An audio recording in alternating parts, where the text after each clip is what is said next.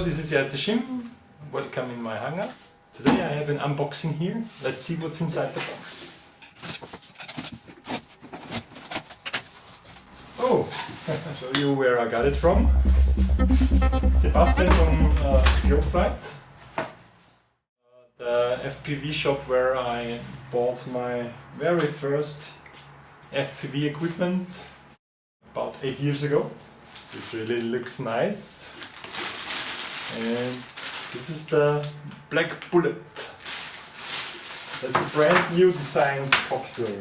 Nice carbon fuselage with the ability to angle the FPV cam, which will... So this is the front. Here will be the arms, the motor arms, here and here. And I think the battery compartment is below the copter. Have a good center of gravity. We have 4 arms, that's good. They are angled to some degree. Look in the front and to the back, it'll be like this. The important thing is they are angled. So the motors look in the front, prominent forward momentum, without having to lean forward too much.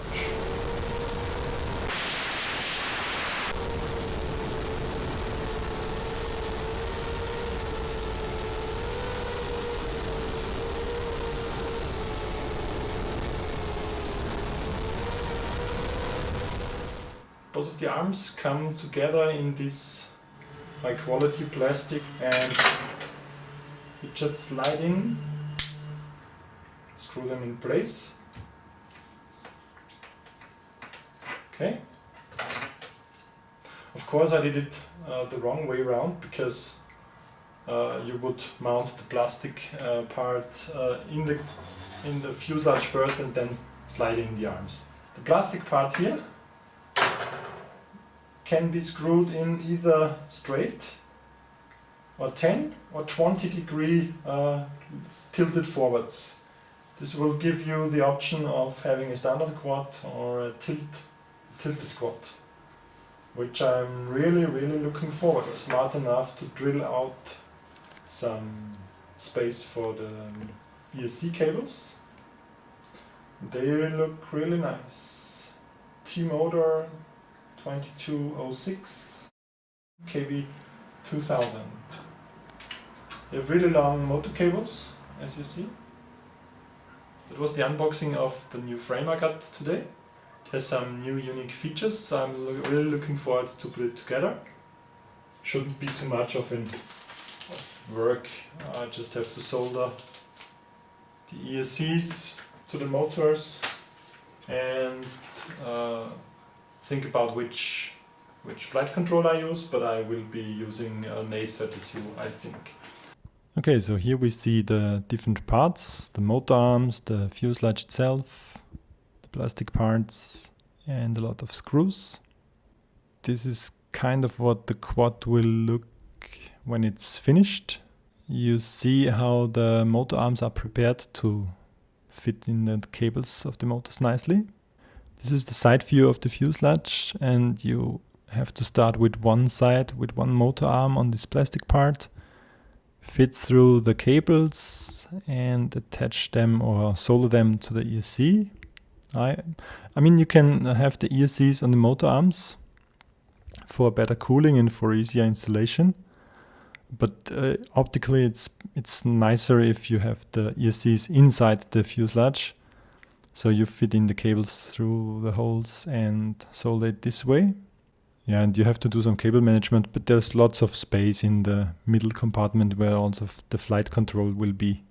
The plastic part that holds together the motor arms. And there's one issue with these spaces for the screws. I had to use some double-sided tape here to hold the screws in place. Once the motors are installed and the wiring work is done, it's really easy. I did some wire cables here with the XT60 plug going down through the fuselage. I didn't even use a power distribution board on this installation because there's enough of space. This is the installation of the NACE 32 board. In these early stages I didn't have the optimal version. I had the pre-soldered NACE 32 with the wrong headers. It's better if you have a NACE 32 without the headers, because on the sideways there's no space for the servo cables. And also later I changed to only one cable to the receiver, which is ppm sum signal. Here once again the screws with tape so they stay in place.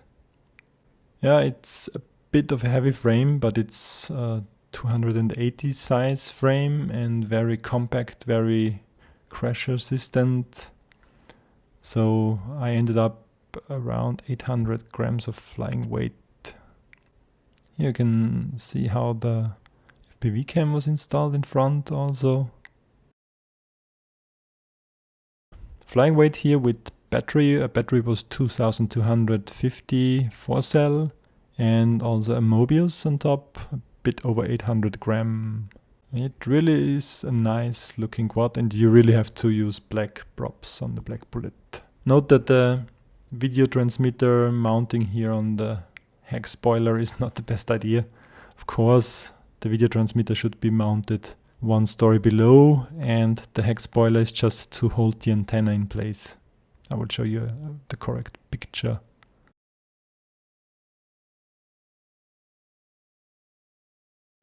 And here you see the GoPro style Xiaomi Yi cam, also easily mountable on the rubber damped camera plate. And the nice thing, the camera plate here is already angled 10 degrees up, and our motor arms are angled 10 degrees forward, so you have 20 degrees of camera up angle, which is about okay for faster flying. Rocket start.